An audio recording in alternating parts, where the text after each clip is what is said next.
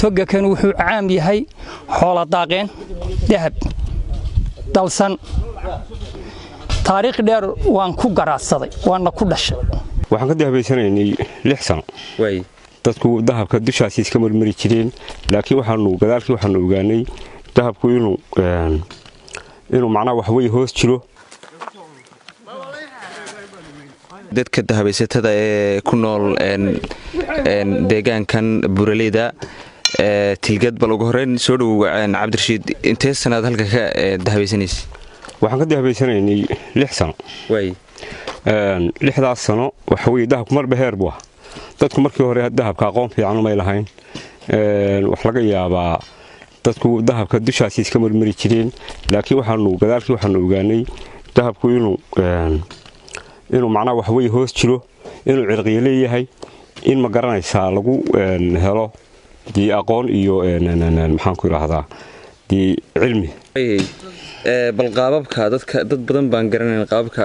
dahablayaashu ay u dahabaystaan bal hadda aragti kooban aad naga siisid ama dadkan daawadayaasha ka siisid bal ugu horeyn saacadii baad seetaa sabaradii baynu aragnaa jaraaftii dhulkii la qodayo bal qaabka loo dahabaysto nala wadaag bismillaahir rahmaanir rahiim markaan idin la wadaago waxa weeye horta marka ugu horeysa dahabka laba qaybood baa loo gurtaa qaybta koobaad loo gurtaa waxa weeye markii hore dahabku u badnaa dahabka dusha laga heli jiray saacadaha lagu heli jiray waxa kamid ah saacada 7 la yiraahdo 5000 saacada la yiraahdo 4500 saacada la yiraahdo ilaa iyo saacada la laabanta dadku ay ula baxeen oo miin laabta ay isku laabanta inta ka bacdi dahabkii markuu maaragtay dushii waa laga yeeray badbadiyay iminka dahabku waa la qodaa ninku wuxuu soo qaadanayaa sabaradii jaraaftii iyo madarqii ku qodan lahaa ka bacdi markuu meeshii yimaado wuu qodanayaa ciidda uu soo saarayaa wuxuu ku baaranayaa saacadaha tu allaartu uu doono ayuu ku baaranayaa berigii ugu horeysay dahabka carshiida laga helay dadkii dibadaha ka iman jiray ama ka iman jiray Hargeysa iyo Xamar iyo meel kasta ka iman jiray waxa weeye waxay dahabka waxay u soo qaateen saacadaha yaryar la yiraahdo maxay miina laabtan yaryar saacadan la yiraahdo qoobcada ay dadku ula baxeen dadku way garan waayeen oo berigii hore dahabka markii la shiraha lagu gurto waa la garan waayay waa la iska tuuray imika wax la fahmay saacada ugu wanaagsan ee dahabka soo saartay in iyada tahay deegaankan waxa la yiraahdaa tilgad waa tog weyn oo togaga badda biyeeya aaga waqdiriye biyeeya togaga biyeeyu kamid yahay toga kan wuxuu caam yahay xoolo daaqeen dahab dalsan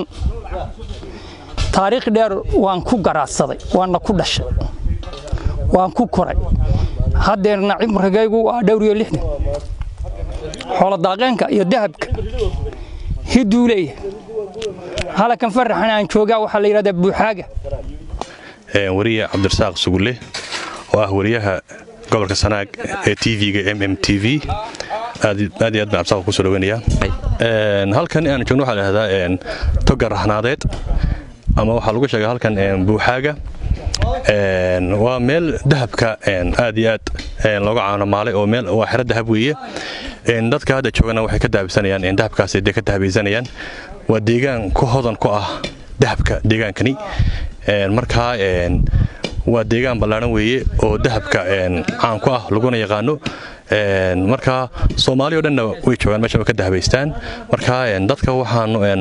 ogeysiinaa ama ugu baaqaynaa in ay goobta yimaadaan saakaadu ka waran dahabka marka timi saaka markii shaqada dawaan bilownay Cabdirasaaqow alxamdulillah rabbil caalamiin waa hayna dahabka waa qabanay marka dahabkiina hadda de waa noo socda barnaamijka soo hayna dahabkii marka insha Allah waxaan rajaynaynaa inaanu dahab far badan ka helo qolyahan waxa weeye kambaniyada mining dahabka iyo macdanaha iyaga laftooda ku dhoololaya doonaya inay dalka ka shaqeystaan de qarfaan waxba oo intaad meel kala qodqodan lahaydeen oo waxba aad ku khasaar lahaydeen waxaan idin leenahay inaad deegaankiina timaadaan deegaankan tilgad aad timaadaan dooxan xadeed aad timaadaan waqdiriye timaadaan waxa weeye dalka ku soo dhawaataan kalluunkii iyo waxa weeye iyo macdantii iyo waxa weeye dee dabaashiba waa diyaar ku dhowhay cabdirasaaq sugulle iyo MMTV oo kaaga mahad celinayna waraysigaaga dahabka waad ii weydiisay dahabka qodhiisa saaka cilmiba fara badan baa iga kordhay kow waxaan bartay saacadaha noocyada yihiin sida wax loogu baarayo maararka la qodayo iyo sida loo raacayo sida ciid loo calaynayo iyo sida looga helayo waxaan halka ku hayaa riigadii u horeysay aan saaka ka qabtay waata halkaa bacdaa igu duuban waan ka hayaa dhidido sidoo kale dhidi kaaga yimaado tacabkaagii aad hadhowto cunto xalaala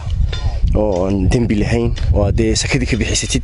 waxa weeye kasabka maanta ka saxay waxaan bartay sagaal waxyaabo oo aanan aqoonin waxaan bartay birtan wax lagu soo bixi karo hadda barkan sabarad weeyda baashan wax lagu soo bixi karo in sharafada wax lagu soo bixi karo in shaqo loo in ciid marka la rogayo cilmi u baahantay markaad ku dhifanaysid cilmi u baahantay dhagaxii burburin meys maxay ahayd to ciidii siirin meys wixii meel yar koomad dhiganaysa hadhowtuna waad kala guranaysaa saacadii baa lagu saarayaa dee waxa weeyaan waa shaqo cilmi aad u fara badan maanta waxaan faa'iiday at least ugu yaraan wax 100 wax walax ka kooban waa fadhiga waa xira dahab waa soo dhaweynayna wixii shirkada wixii shaqaale ah wixii arin wax laga qabanaya dahabkan lagu sabaradaan ku qodnaa ma haysano qalab waaweyn ma haysano haddana ilaahay waa naga siiyay dushaas aanu ka helaa in yar baan noqonnaa waa ka helaa ciidaas aanu ka dhaxeelaa haddadaas aanu helay saddex saacadoodna waa joognay marka waxaan leenahay soo dhawaada dahabka ku soo dhawaada tilgad ku soo dhawaada waxaan rajaynaynaa insha Allah in iyadoo hodana oo shirkadu isdaafayaan in ilaahay nadso naga siiyo halkan barwaaqo iyo bashbash iyo deegaan qolada deegaankan waxa leeyahay deegaankiina ilaashada waxaan islahayn dusha laga qaadqaadaya laakiin wallahi taab badan baan la gelinay ilaa saaka oo qodlaynay dahab waa ka helay meesha dahabku waa buuxaa oo eegaaga buraha soo dhan wada dahab laakiin waxay u baahan yihiin saacadahan yar iyo waxan dadku way ku shaahiyaan laakiin in si aqliyana loo fikiro dee waxaan ku yiri companies la keeno aqoontii iyo mining companies wax la yiraahdo inaynu kansano oo isku tashano